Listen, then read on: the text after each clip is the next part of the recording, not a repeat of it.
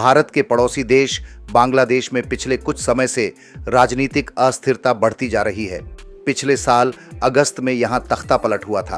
तत्कालीन प्रधानमंत्री शेख हसीना को पद तो छोड़ना ही पड़ा था, उन्हें देश छोड़कर भी जाना पड़ा था।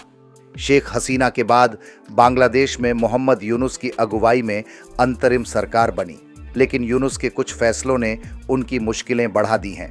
आलम यह है कि बांग्लादेश में एक बार फिर से तख्ता पलट की अटकलें तेज हो गईं। बांग्लादेश में चुनाव कराने की मांग लगातार उठ रही है। लोगों की डिमांड थी कि इस साल दिसंबर से पहले बांग्लादेश में चुनाव हो। इस मांग के अनुरूप ही बांग्लादेश के आर्मी चीफ वकर उज जमान ने भी दिसंबर तक चुनाव कराने की बात की थी, लेकिन यूनुस सरकार ने सारी मांगें खारिज करते हुए कहा है कि अप्रैल 26 के पहले पखवाड़े में चुनाव कराएंगे। बता दें कि कुछ समय पहले यूनुस सरकार एक अध्यादेश लेकर आई थी। इस अध्यादेश के मुताबिक बांग्लादेश में किसी भी सरकारी कर्मचारी को दुर्व्यवहार के आरोप में 14 दिनों के भीतर बिना किसी उचित प्रक्रिया के बर्खास्त किया जा सकता है। इस अध्यादेश के आने के बाद बांग्लादेश के सभी सरकारी कर्मचारियों ने इसका विरोध शुरू कर दिया।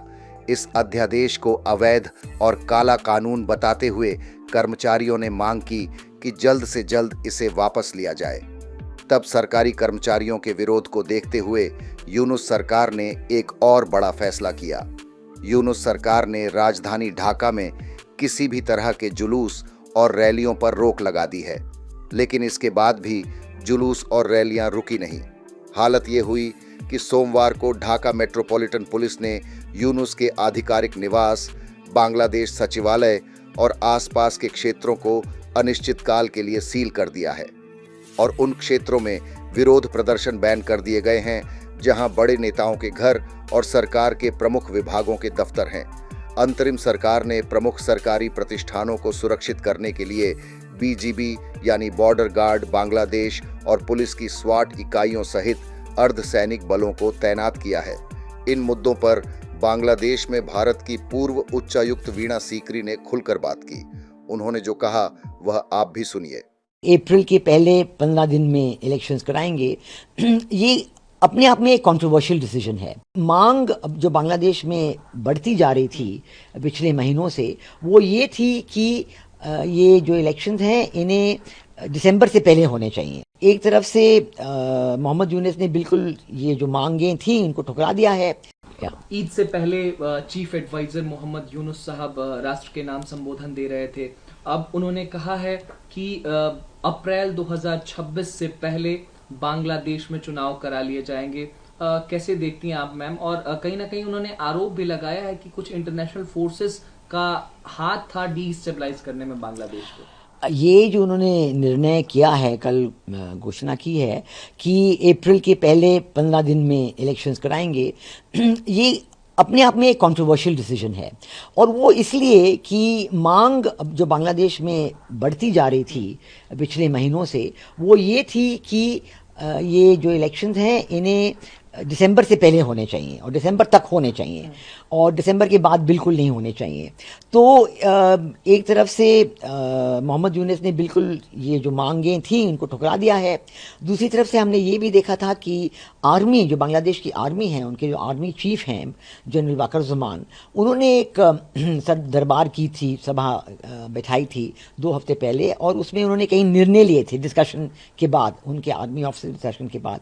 और उन निर्णयों में से एक ये था कि इलेक्शंस ज़रूर दिसंबर तक होने चाहिए। और उन्होंने ये भी कहा था कि ये जो रिफॉर्म प्रोसेस है, ये तो इलेक्शंस के बाद जो सरकार आएगी, इलेक्टेड पार्लियामेंट आएगी, ये रिफॉर्म्स उनका काम है। ये रिफॉर्म्स मोहम्मद यूनुस की सरकार का काम बिल्कुल है ही नहीं। इनकी एक इंतरिम सरकार है और इंतरिम सरकार का काम सिर्फ ये होता है कि वो इलेक्शंस करवाएं। और दूसरी बात ये देखा जाएगा तो ये जो इंतरिम सरकार है, ये एक जो क्वालिफिकेशंस होते हैं केयरटेकर गवर्नमेंट बनने की, इंटरिम सरकार बनाने की, उनमें 2-3 शर्तें ये होती हैं कि नंबर 1 नॉन पार्टी गवर्नमेंट होता है।